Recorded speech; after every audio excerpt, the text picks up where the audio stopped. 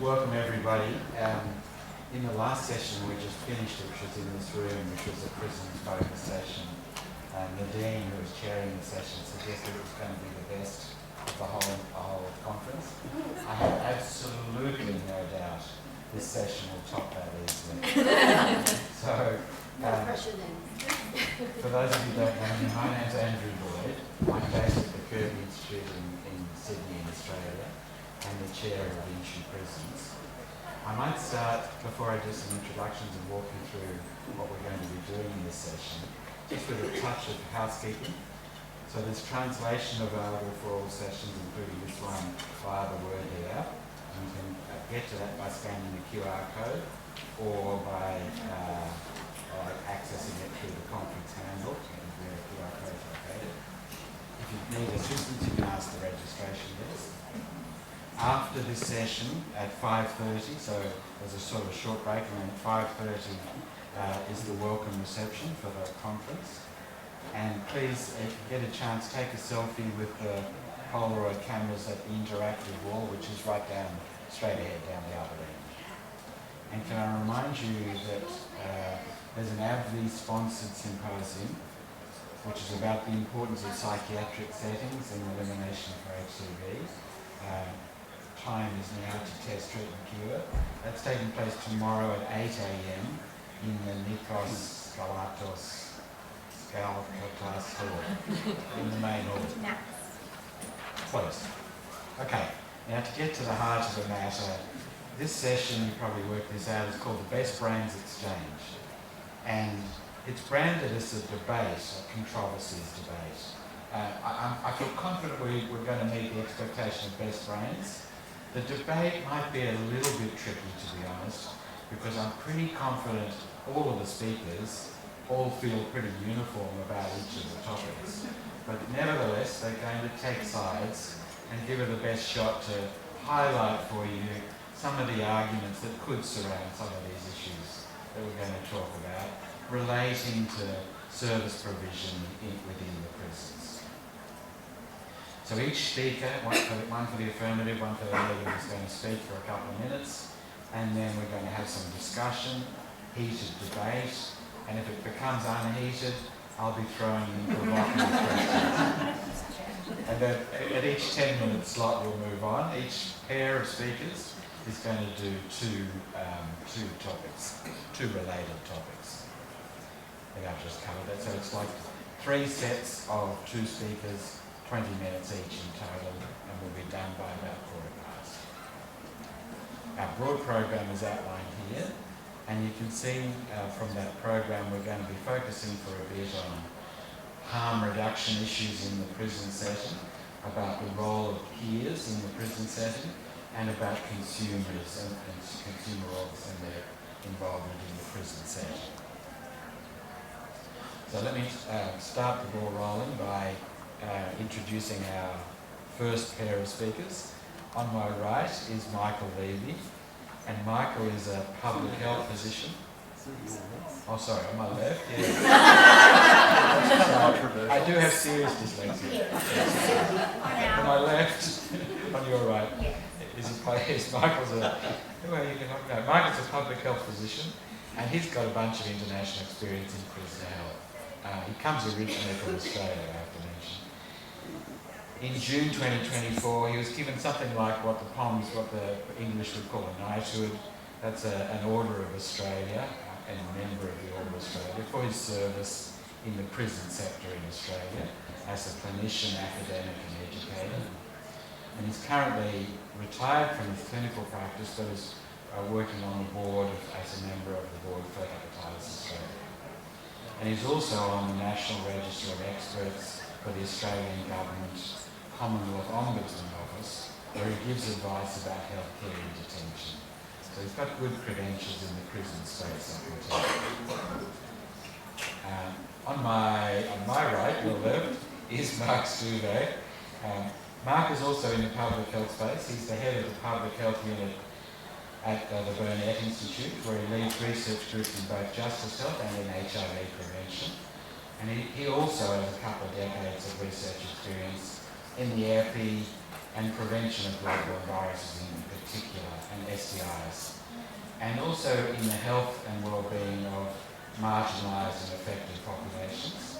And his work generally focuses on trying to develop an evidence base to improve public health policy for those marginalised populations, including prisons. So those are our first two speakers. Let me advance the slide. So our first topic is that I was being flippant a little bit earlier and saying prison NSPs are a complete waste of time, but our topic is prison NSPs, otherwise known as PNSPs, create more problems than they solve. So Michael's going to lead us off by telling us why that statement is true for a couple of minutes, and then Mark's going to beat him into a pulp. That's not true.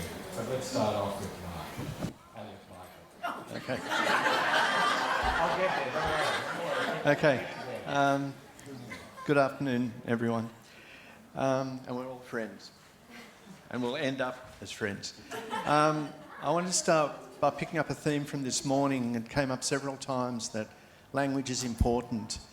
And regrettably, I've heard too many times, even here over the last 2 days, that there are no needle exchanges in prisons, and then there are 12 countries which say that they do have, but really of those 12, there's only 2 that really do have nationally, and that's Spain and Luxembourg, and they need to be acknowledged.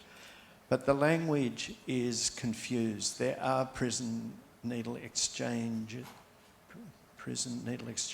There may not be formal programs, but it's left to the detainees in all their weakness and confusion that they have to maintain their own safety, and if it's injecting drug use, that is part of what makes life livable, then it will happen. So we know that. So let's stop saying that there are no prison needle exchanges, even outside the formal settings.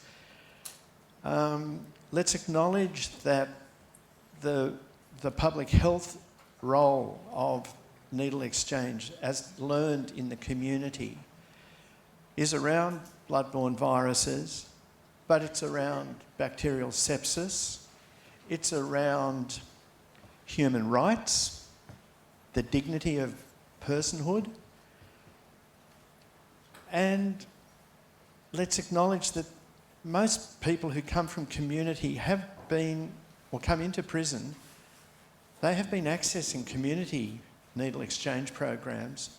They come into prison, we devalue the commitment that they made to their own health and the health of their communities. Because we say, well, in the environment where the risks are greatest for human rights abuses, for acquisition or transmission of bloodborne viruses, of bacterial sepsis through environmental contaminants. Oh, it's not important. It's less important. Just when it's actually logically, rationally, much, much more important. And there's one other aspect. As a former health professional in prisons, I had the pleasure of serving for over 24 years. The professional risks of health workers being coerced to participate in what are prohibited behaviours inside, and also practicing in an environment where we know that the risks are so great and we know what we would do in community and we are not allowed to do it while we are in custody,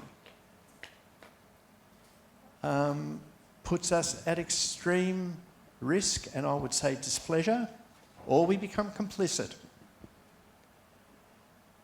So there are many problems with the current situation where there are unregulated prison needle syringe programs. I rest my case. I agree completely that almost every prison in the world has a needle and syringe program, but I'll come back to that point a little bit later.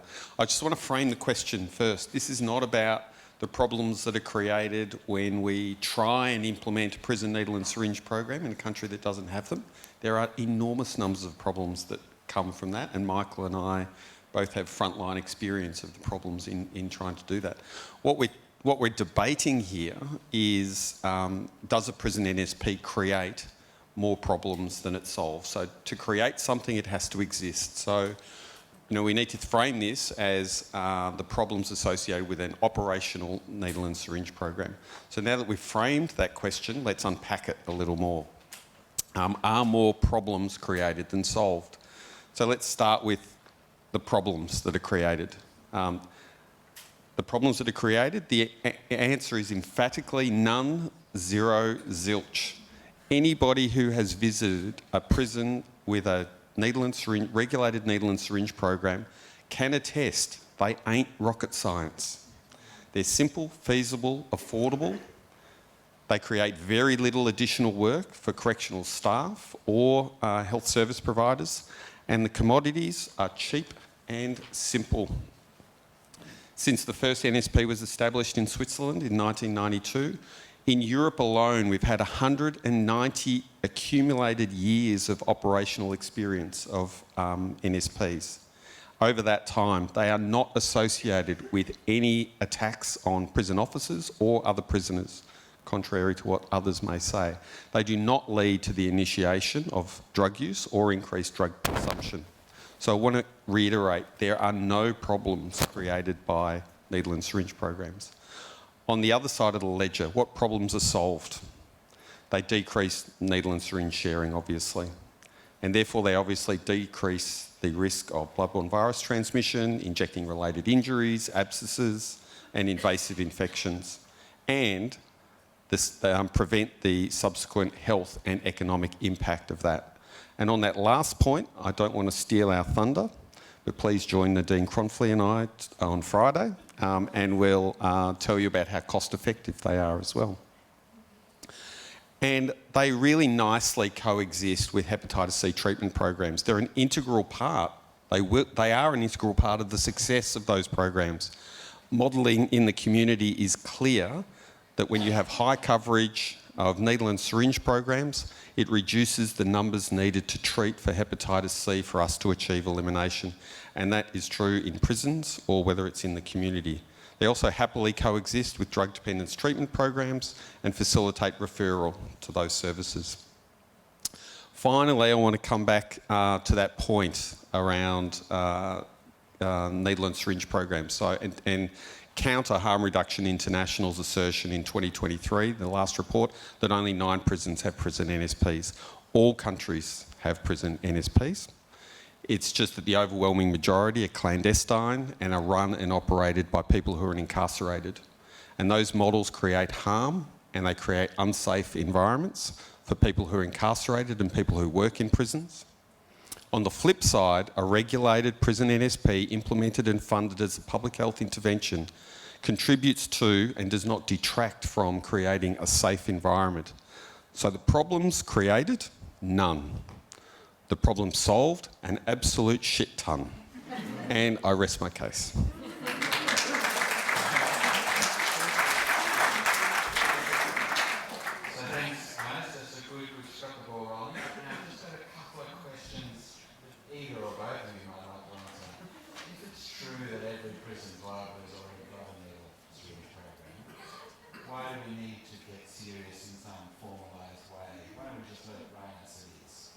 Because currently they operate.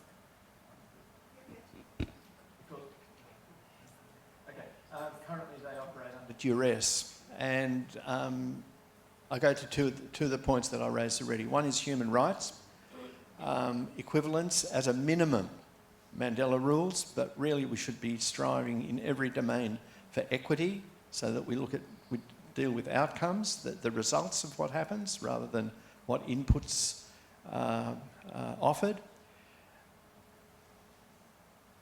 There was a second point, sorry. Equity is one, yeah.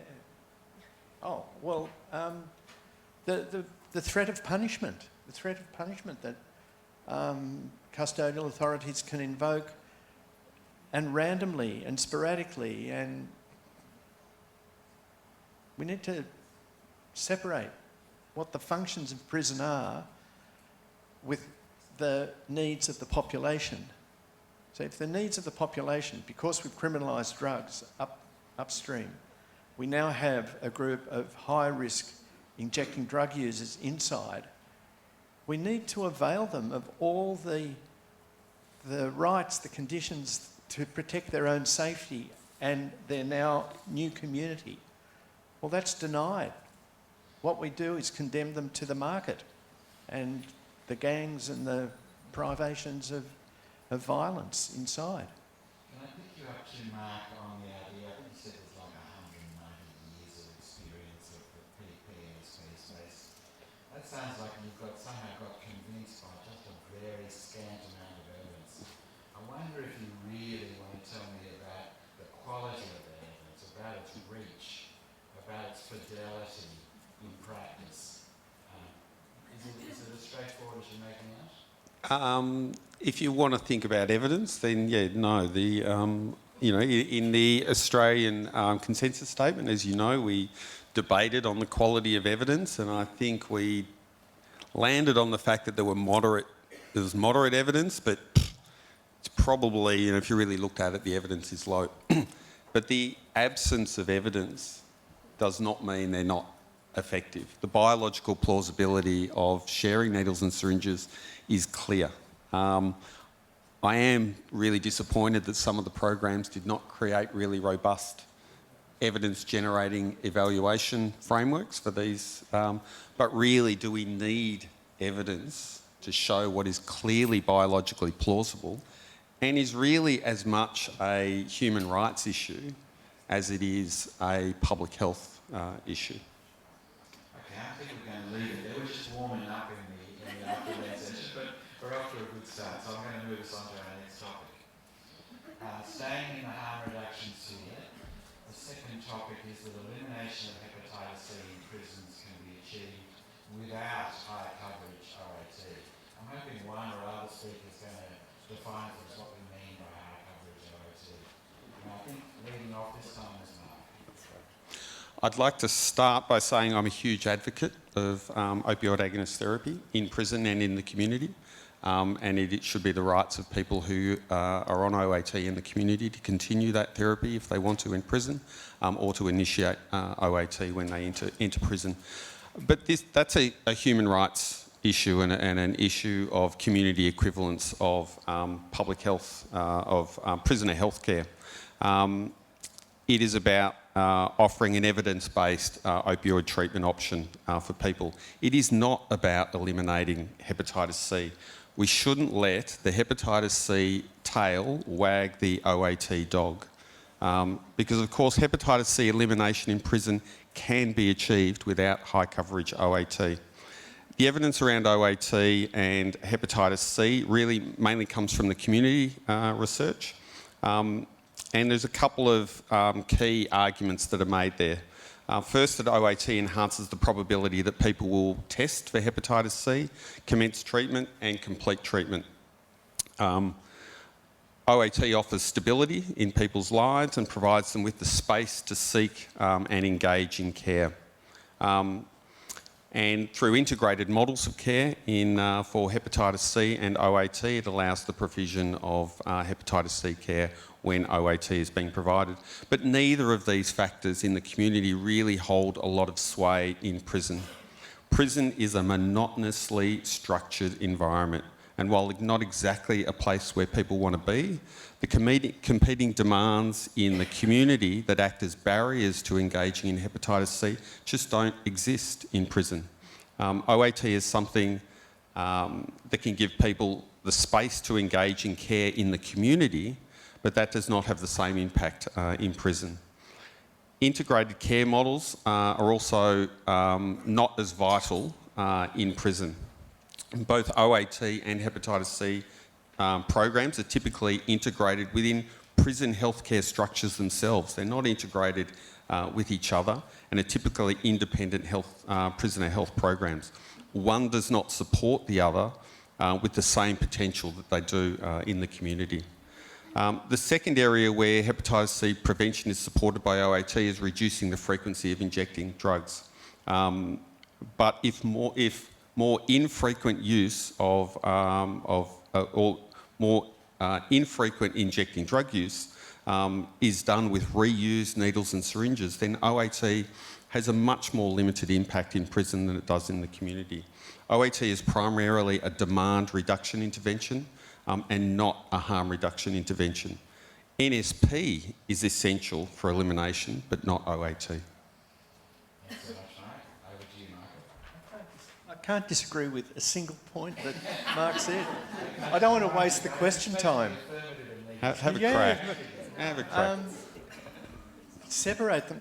They are two separate issues which support each other, but each stand in their own right, alone. And opiate agonist therapies are clearly only of use where heroin or other opiates are being used, which is not universally the case. But I'm not teaching anyone how to suck eggs, so I don't want to waste the question time.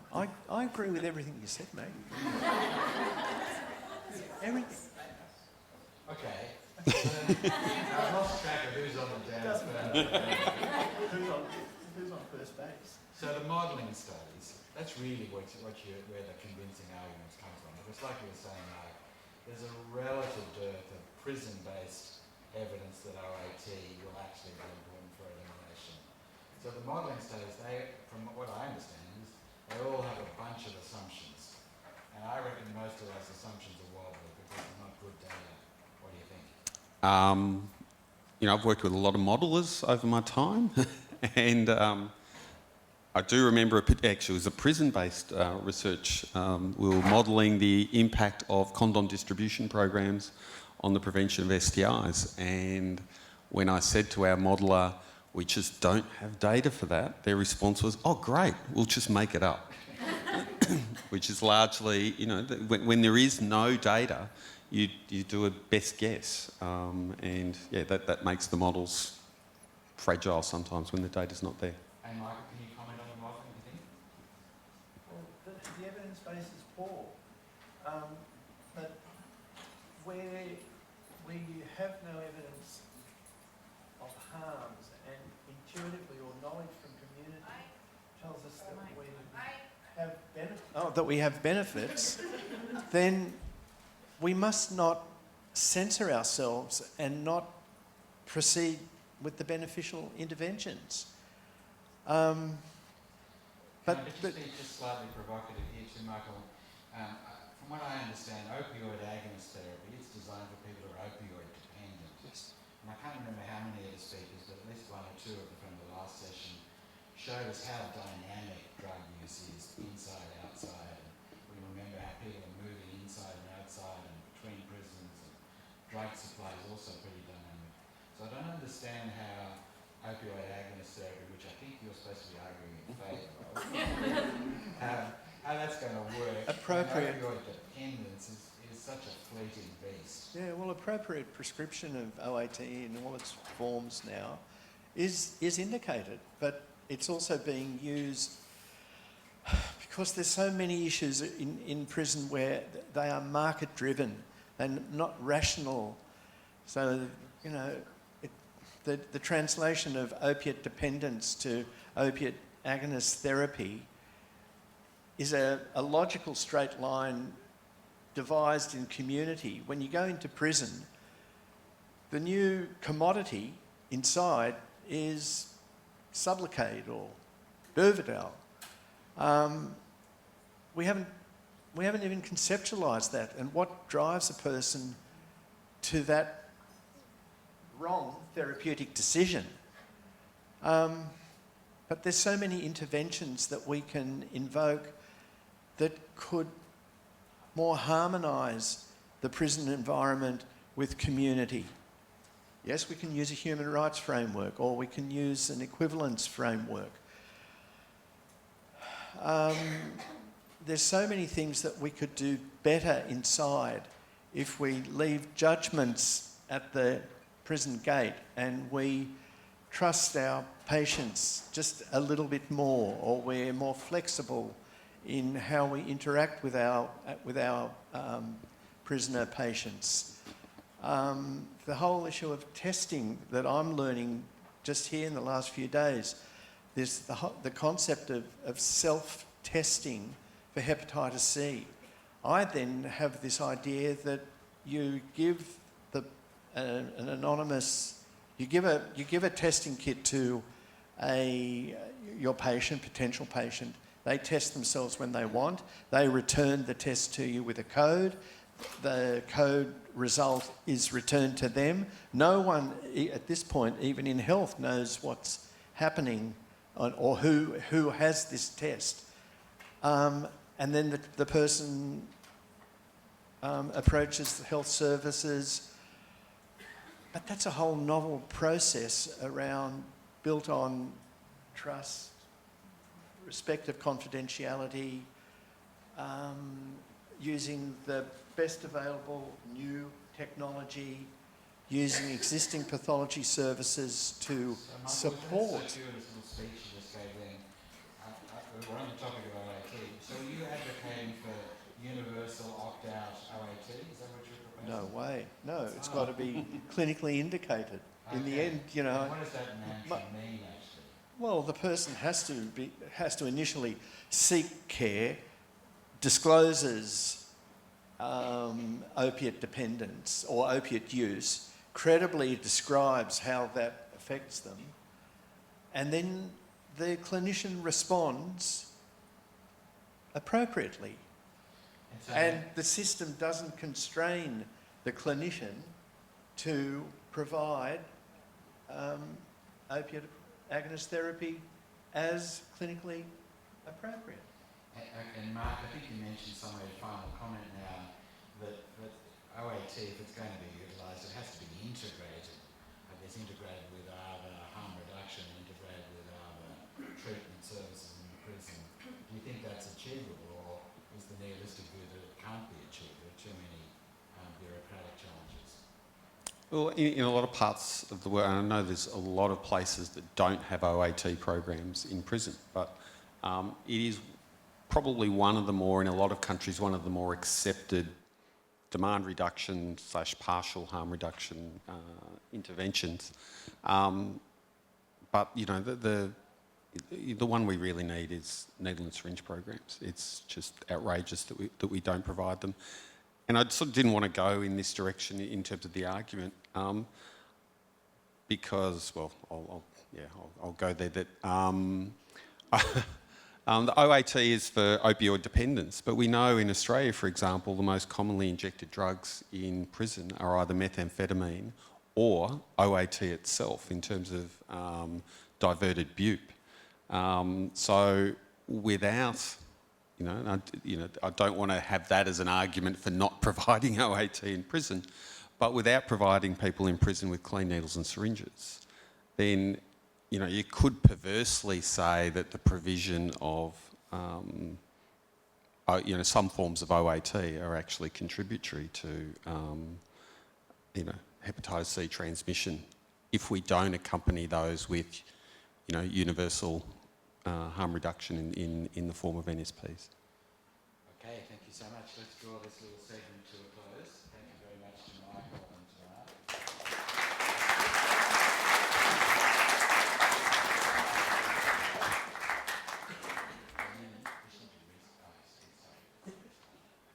Okay, this is now time for the men in shorts.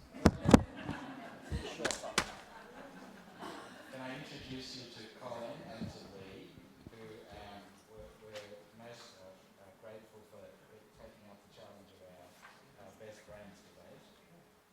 Let me tell you that, wrong page.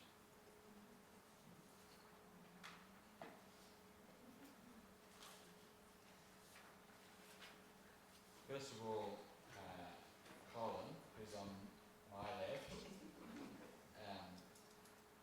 works for the Hepatitis C Trust as the Northern and Scotland. So Scotland Prisons Manager for the Hepatitis C Trust. He's worked for the Trust since 2018, in particular with regard to running their peer programs and supporting micro-illumination in prisons. And on my right is Lee, who's been working within the substance misuse and criminal justice sector for a decade. His current work is again with the HCV Trust in the Southern England Prisons Project and the same project nationally and in Wales for the last 5 years. He's also been doing comparable work internationally in the US and in African nations. And his passion is to drive elimination of hepatitis C in the UK, in particular by making use of the experience of lived experience peer networks to break down the barriers of stigma and to provide education, outreach and in-reach testing. And in particular, Lee would like to mention that he has lived experience of Hep C and of incarceration and of addiction. So he's by far and away the best brain in this space. But I've just come in here. He is known as Little Lee. So he has to have a lot of time. Just, you know, show his manhood. Okay, start. I'm ready. So to start the ball rolling, our topic now is that prisoner peers. So we're keen in our framing of these topics to make sure we're talking about people in prison, as the peer workers, should be involved in all stages of prisons research. Nothing without us, about us, without us, I guess is the thing. So to start the ball rolling, I've got Colin leading the argument that nothing should happen in prisons research without peers. First of all, this could be an absolute car crash. That's all I'm trying to say from the start.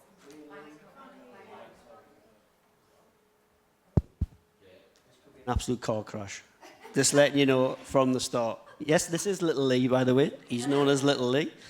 I've never been called Best of Brains before, so I'm more than happy to be called Colin, Best of Brains Lawton from now on. Simple answer to what's on the screen is 100% yes.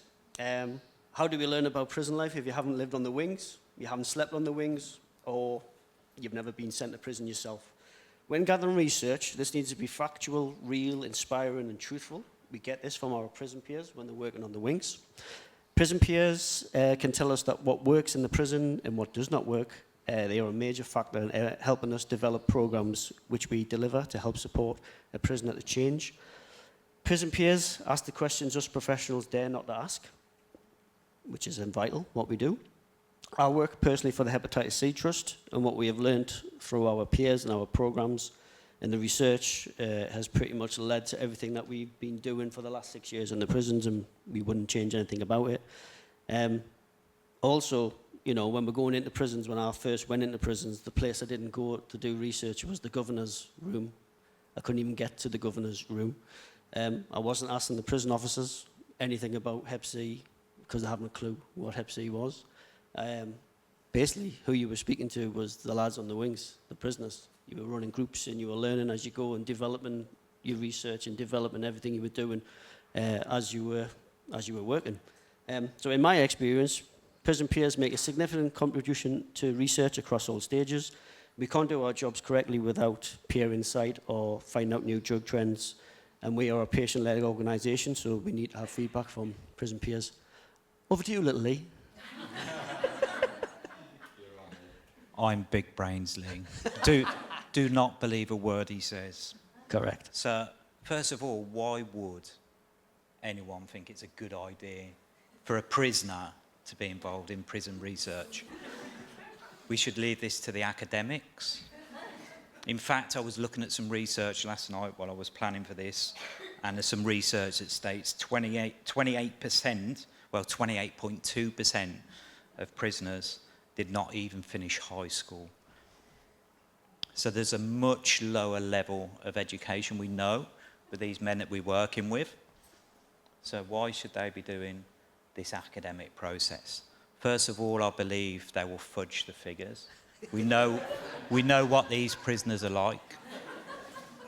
When we come to think about His Majesty's Prison and Probation Service, I'm sure they would not want this research coming out of these prisons because it could expose some of the potential issues of the prison system.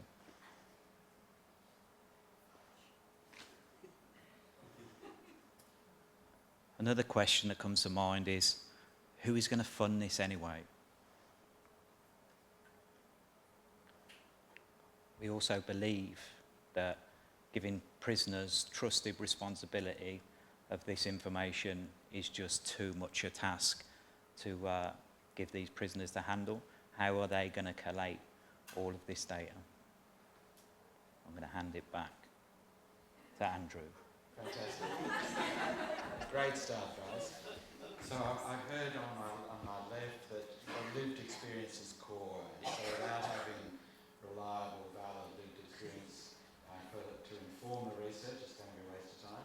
And here that it's a dangerous thing to do, to trust prisoners to do anything much. So I'm wondering whether you both would like to comment. Is there a middle ground here? Yeah, I think so. It's a case No. of I think it's all about finding the right peers, the right people to work with. I mean, like when you run a group, you're not looking for everybody in the room to be a peer. You're looking for the person that stands out, the person that is educated, the person that understands what you've just been teaching them, the interest. They've come to see you after the session and they're kind of like really keen to like learn. So, you know, there's a mutual bond.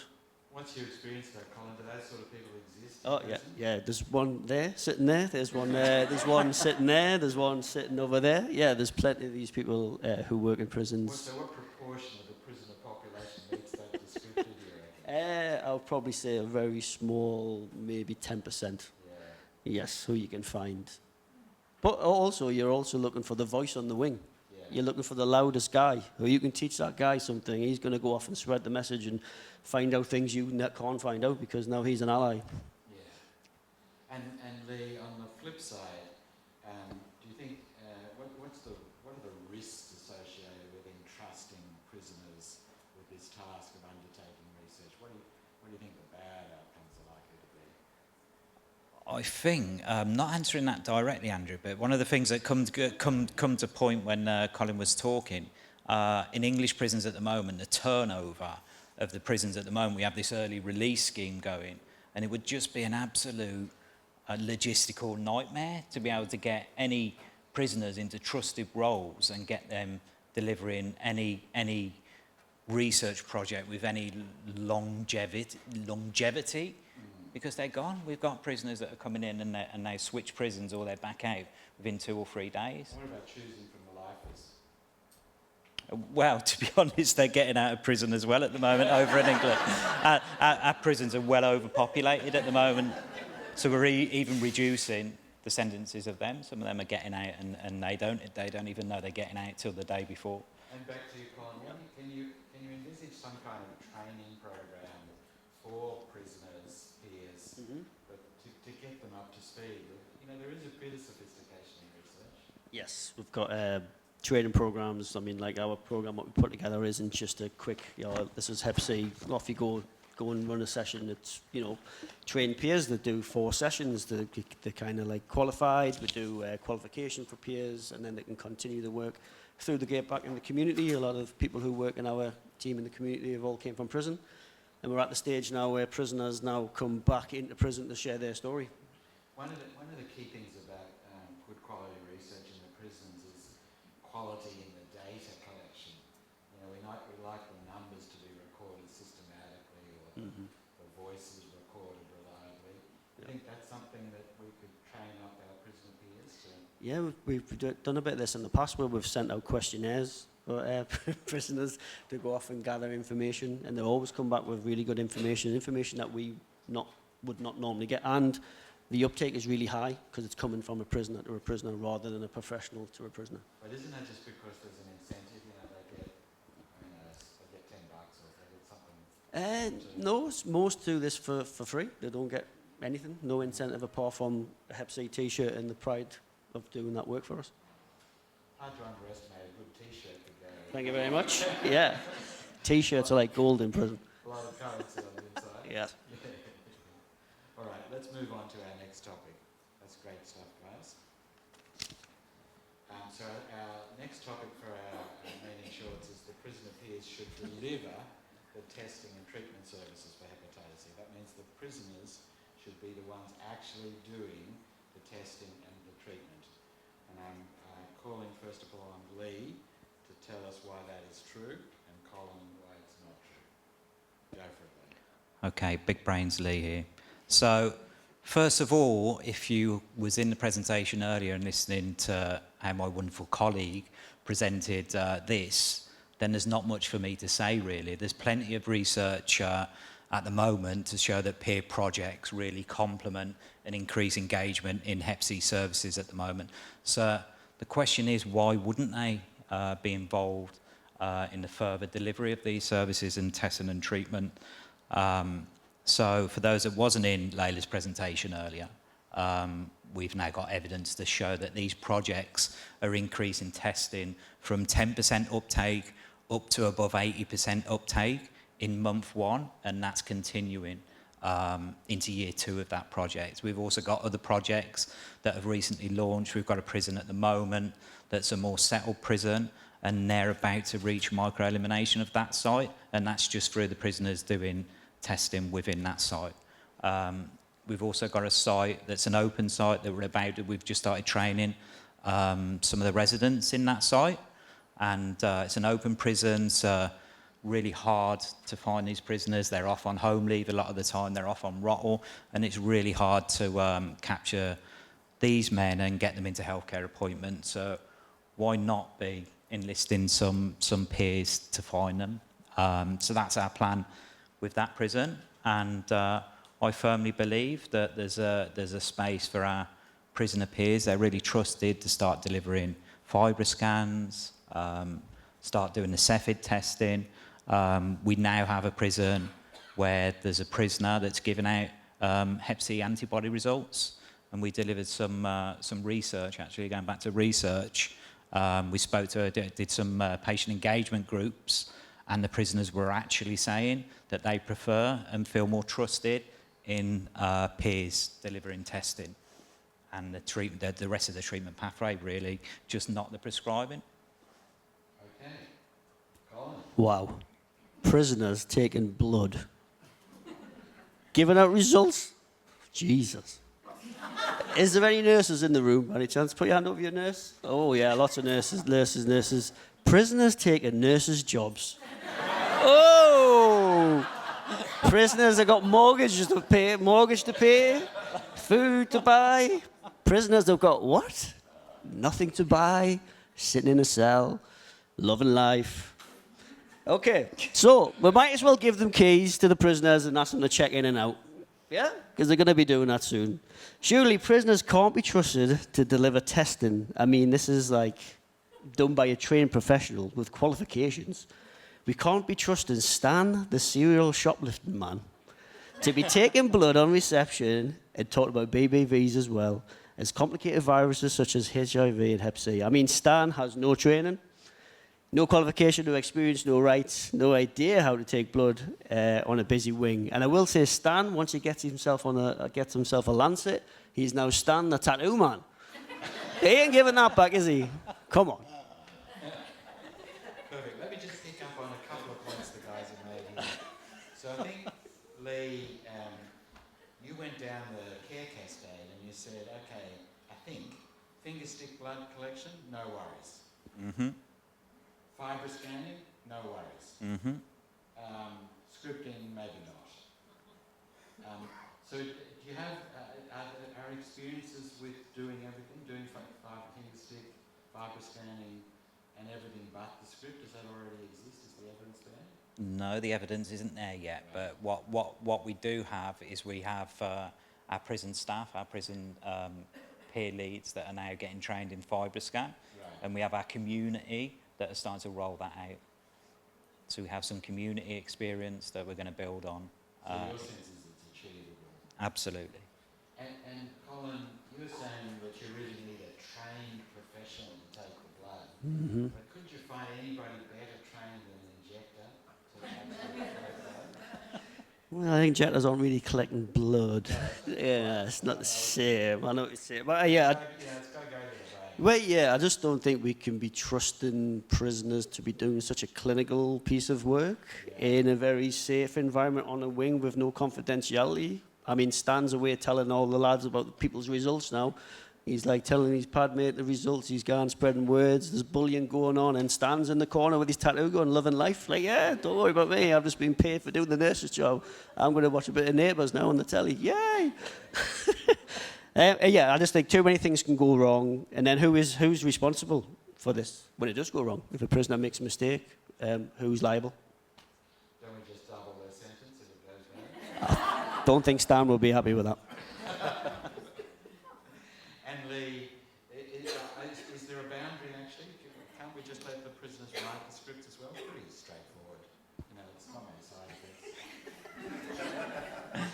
I think that maybe is a step too far. A little bit. We will leave that to the professionals. And as Colin would say, I would agree that the nurses do need a job to do. They do need a job. Fantastic. I think we'll draw it to a close there. Thank you so much, guys.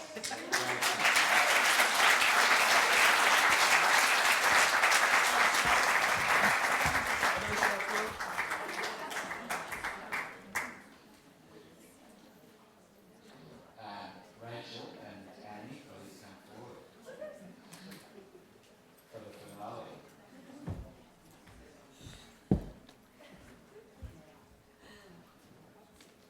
It's good to see that the gender diversity in Westbank. Good on the ladies.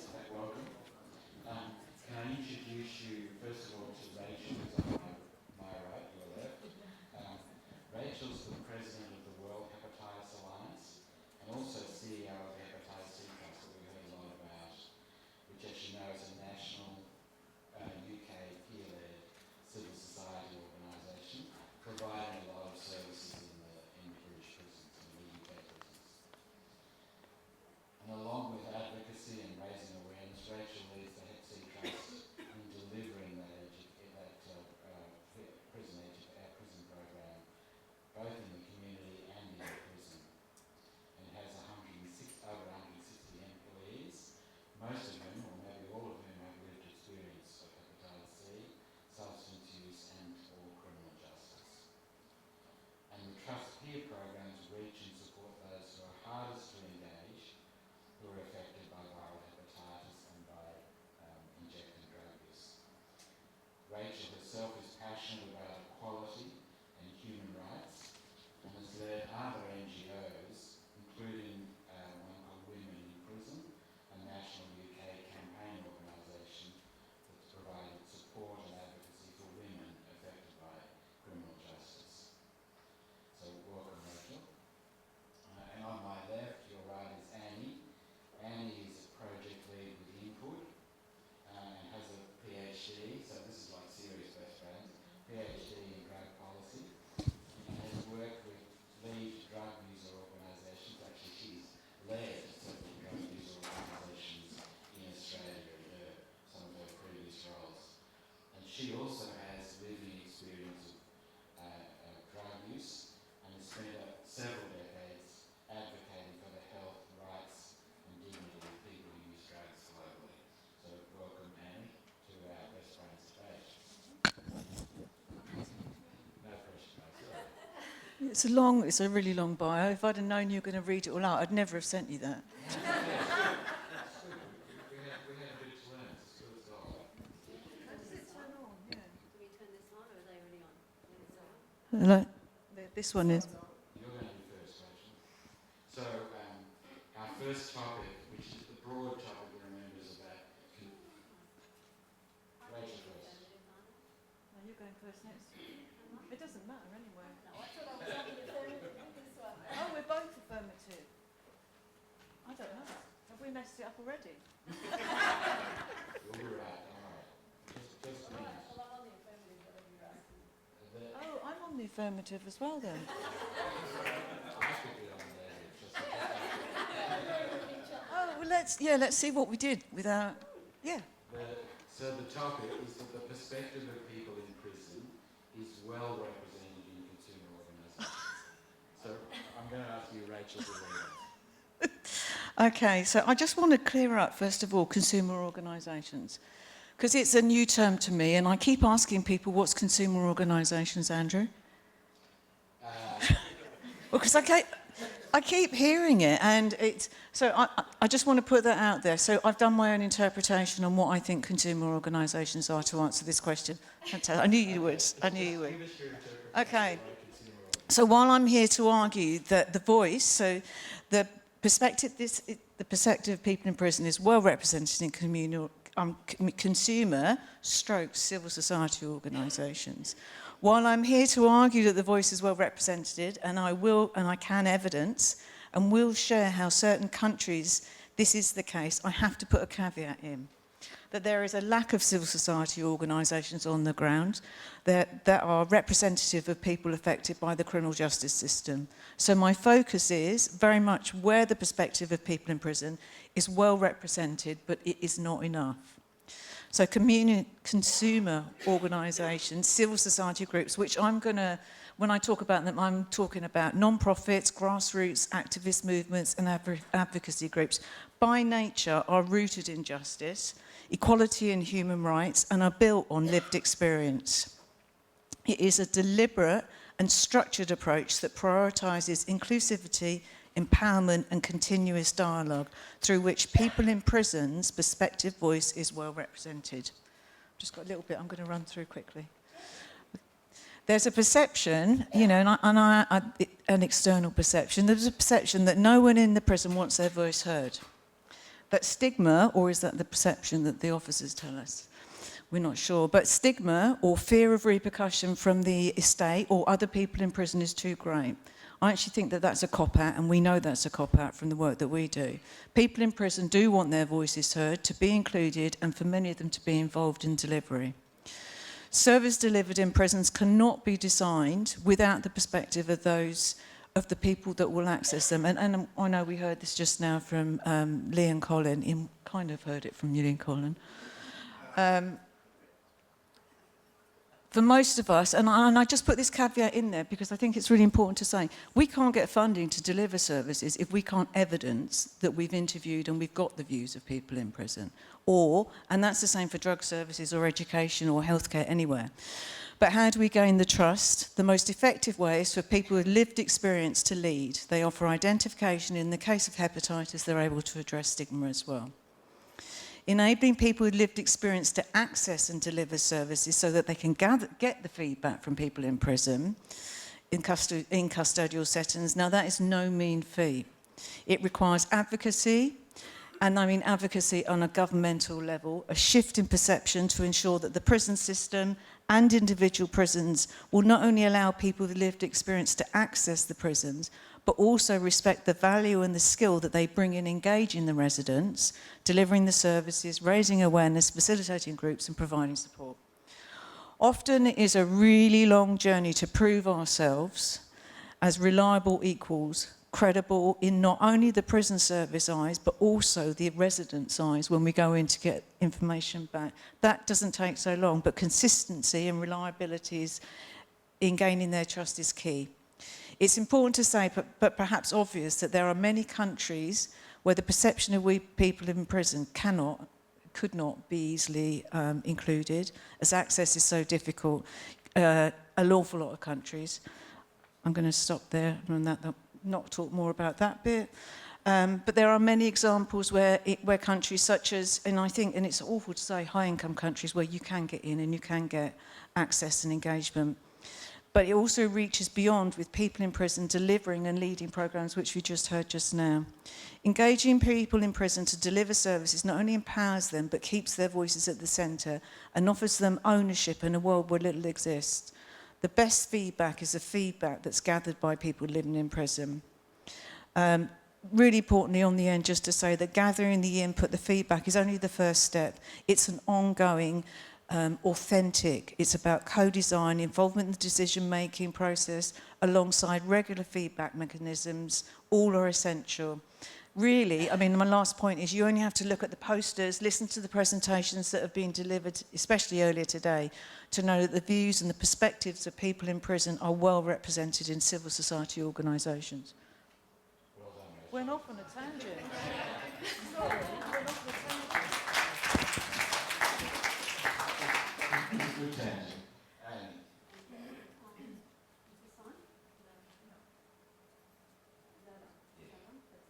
Is that on? No, yes? Yes, I can hear it now. Okay, so I also thought first about what are we talking about when we talk about a consumer. I took it more in the context of hepatitis C, addressing hepatitis C in prisons, coming from it from that perspective, I guess. And so I think, you know, when we use terms like consumer in the context of a consumer organisation, you know, who are we really talking about? Is it someone who has or has had hepatitis C? Is it someone whose liver has been affected by hepatitis C? Or are we talking about people with lived and living experience of drug use, and specifically injecting drug use, which for so many of us brings with it the likelihood of a hepatitis C infection? In some ways you might say, well, it's all of the above, but in a world where people who inject drugs are utterly criminalised and stigmatised, I think it's really important that we speak plainly and consistently. Too often I think we speak in euphemisms in this space. We talk about prisoners, we talk about people in communities at risk of hepatitis C. But in my opinion, these are often a cover, a way to avoid talking about the key population we really need to be putting front and centre in our harm reduction and hep C elimination efforts, and that is people who inject and have injected drugs. Let me be clear, I'm not criticising individuals who may be reluctant to identify as a person who injects drugs because of the enormity of the stigma and discrimination that invariably follows that identification. People have the right to identify or not however they want or can. But the fact is, by using euphemisms in the hope that we will make certain people more comfortable with what we are trying to do in prisons, we end up making it even harder for marginalised communities to come forward. If we want people who inject drugs with previous experience of incarceration to take their place at the forefront of our hepatitis C elimination efforts, and indeed to be involved in drug user-led organisations, we must create safe and honest spaces where people can come forward as themselves, can speak their truth, and give us the benefit of their lived experience without having to edit themselves and their lives to fit our agendas, our inability to cope with drug use in society. So with that said, I'm just going to make a few comments about the question, I guess, turning to the question of whether the perspective of people in prisons is well represented within what I will call drug user-led organisations or not. I'd have to start by saying that in many countries and local settings, they are not well represented. And that is not because of a lack of action or care. It's usually because the drug user organisations themselves don't exist in many of those places. And a lot of that can be because there are actual regulations in many places that prevent those organisations from registering as legitimate organisations in those places. So, you know, it goes without saying, if an organisation doesn't exist to represent a population, you can't be represented within that organisation. Where they do exist, drug user organisations are often really badly resourced and under-resourced, so that they have to always struggle to do the work and meet the needs of the community they're there to represent. But, you know, I think even where they do exist, there's lots of issues around people with history of incarceration being involved in drug user organisations.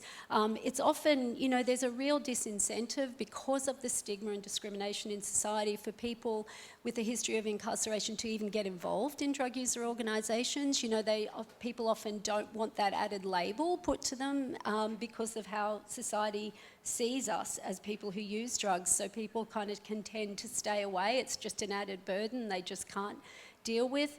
Even when people do come forward and get involved, we often, you know, they are the best people to go into prison and do peer education programs and excellent work in the prison setting, but guess what? They can't get into the prison setting because they've been incarcerated before. So they're the very people we need in there, but we can't get them into the prisons.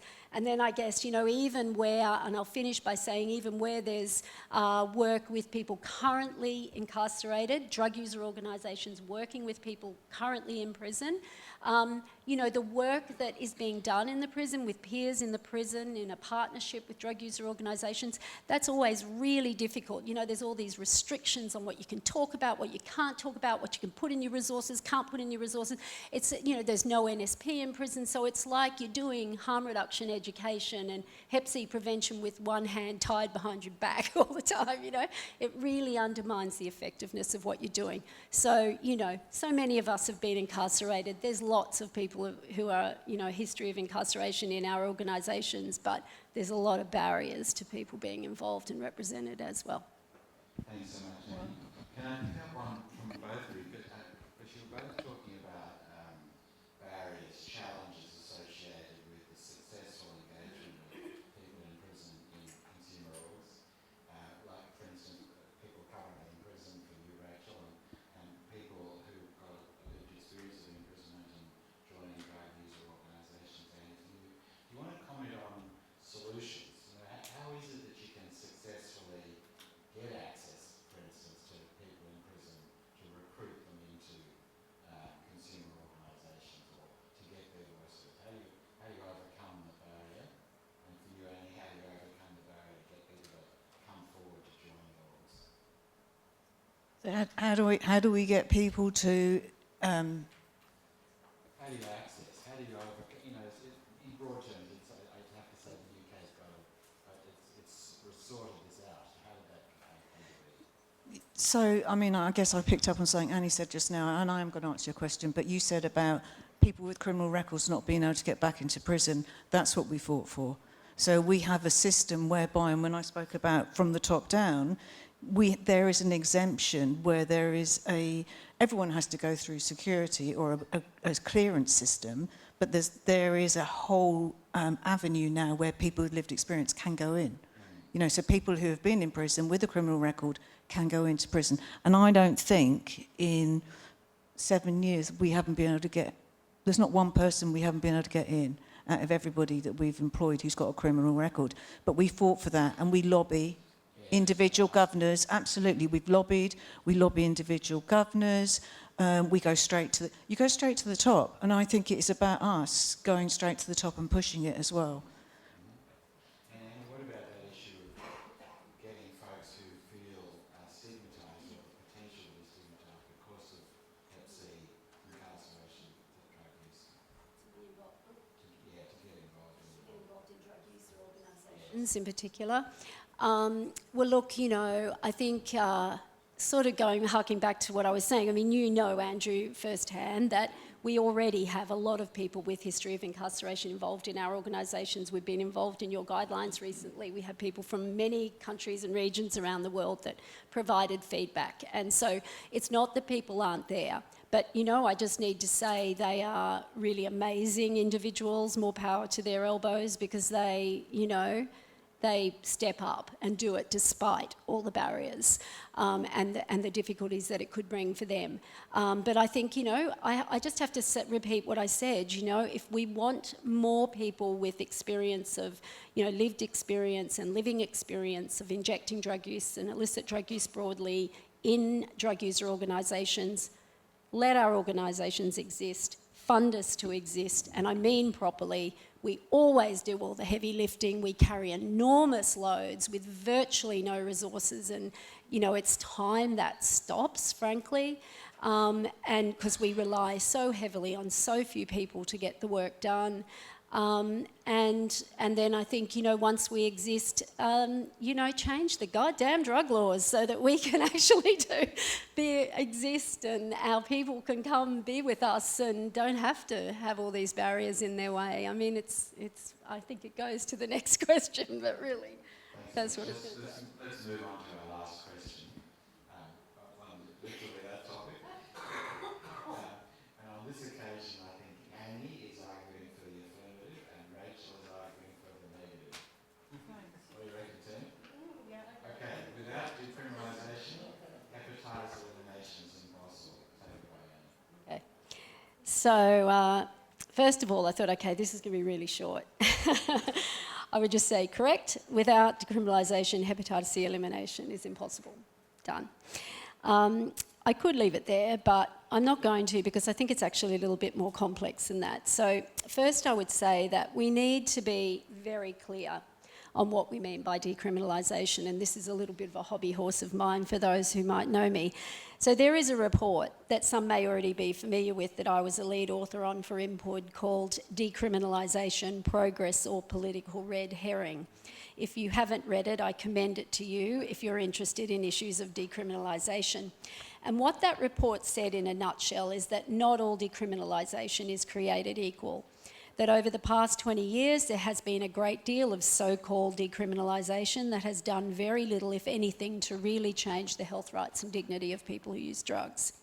A lot of what has been called decriminalisation has been window dressing, often simply swapping criminal penalties for administrative or civil sanctions such as exorbitant fines that people cannot pay, so they end up in prison anyway, threshold amounts that in no way recognise the reality of people's drug use, so that people are still being arrested and sent to prison for small-scale, simple possession offences, because what people who use drugs thinks constitutes a small amount of drugs is very different to what police or authorities might think constitutes a small amount of drugs, which just highlights how important it is to consult with communities if you are looking to do decriminalisation reforms in that regard.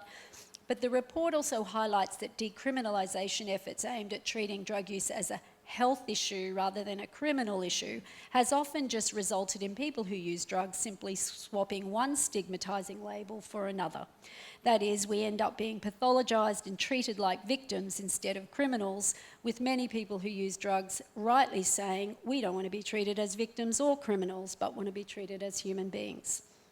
So in the end, Input's report revealed that most so-called decriminalisation reforms were not having any real impact on entrenched levels of stigma and discrimination against people who use drugs, and indeed, we are seeing in many of these contexts, the reforms themselves are ultimately being declared failures, resulting in recriminalisation. And this is because there's a lack of acknowledgement and attention to the fact that decriminalisation involves a great deal more than simply changing the drug laws or repealing drug laws around thresholds and fines. It involves a complete reorientation of our approach, our attitudes and our values in relation to drugs and people who use drugs. It must involve a significant process of redress and reparation, whereby the incredible amount of damage and harm that has been done by criminalisation to individuals, to their families, to communities, and to society as a whole must be acknowledged and addressed, including issues of poverty, housing, education, employment, and the effects of criminal records and incarceration on people's lives. It means full decriminalisation. It also means being honest about the fact that the impacts and many harms from criminalisation for people who use drugs have not happened overnight, and they have not happened, in fact, they have happened over many, many decades, and it will take significant investment, genuine engagement, and a good deal of time to set this right. So yes, realistically, decriminalisation may need to be based on incremental reforms, but we must be there for the long haul and not, as we are seeing in too many places, a knee-jerk flip back to recriminalising people at the first hurdle experience. I want to end by saying that in my view, decriminalisation is a critical and necessary step for hepatitis C elimination, but it's not sufficient. I'm very well aware that not everyone will agree with me on this point. Many people think that we need to stay narrowly focused on decriminalisation of people who use drugs, not decriminalisation broadly, because they say this will scare the horses, that people will think it's a Trojan horse, a way to get legalisation or legal regulation of drugs by the back door or by increments. But guess what? They are right. Regardless of whether certain people are scared or not, I say we must work towards legal regulation of currently illicit drugs for one very important reason. And that reason is simple. It's because without a regulated legal drug supply, the black market will continue, along with the many, many harms that come with it. It also means that we are not breaking the fundamental nexus between law enforcement and people who use drugs. And that means the many, many people who are routinely incarcerated, not for simple possession offences, but for so-called drug-related offences that are invariably associated with survival in a black market, will continue to be incarcerated despite decriminalisation efforts. People who use drugs make up so much of the prison population globally that I firmly believe that ending prohibition and the war on people who use drugs utterly will significantly reduce the size of the prison population globally. And because we know that prisons are driving the Hep C epidemic in most countries, it also follows that dismantling the system that incarcerates millions of people who use drugs globally will also be a major factor in Hep C elimination. I know that efforts are underway to get more Hep C treatment into prisons, but we are still not treating enough people, and people who inject drugs in prisons have no way to protect themselves against new Hep C infections due to a lack of harm reduction. And ultimately, of course, because we shouldn't be incarcerating people who use drugs in the first place. So I'll finish by saying this: end prohibition, end the war on drug users, and we will end hepatitis C.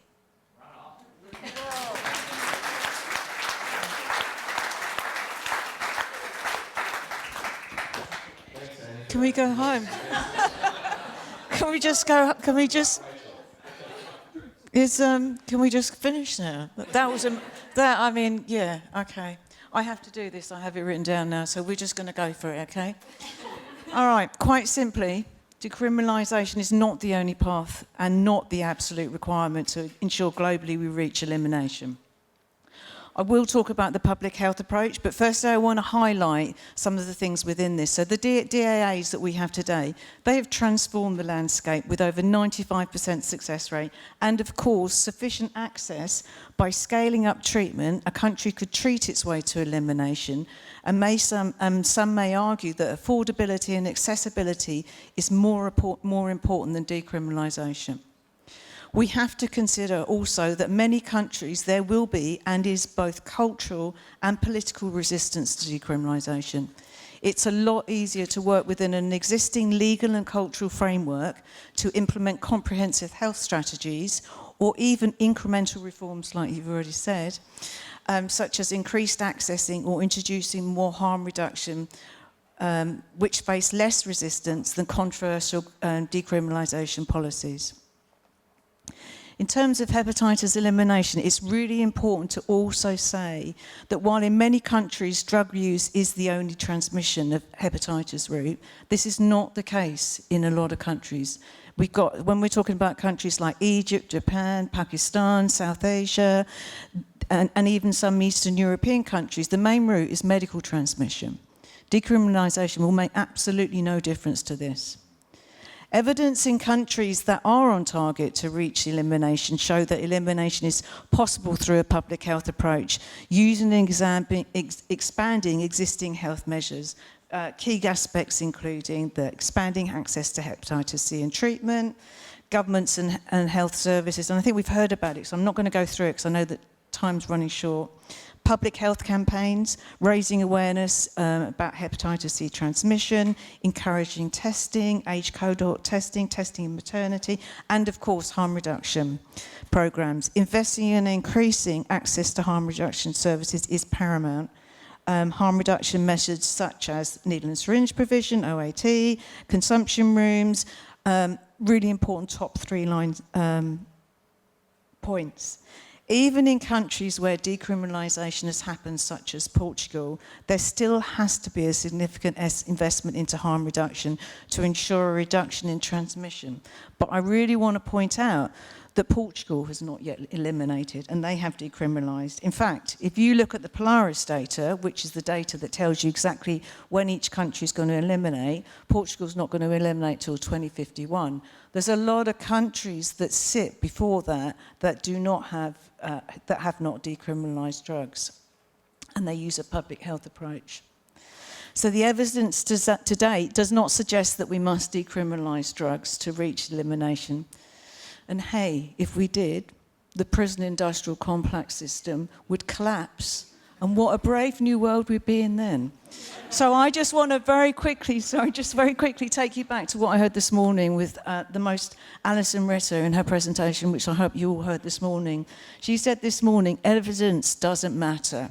It's about social justice. And because it's difficult to argue something that I'm with you.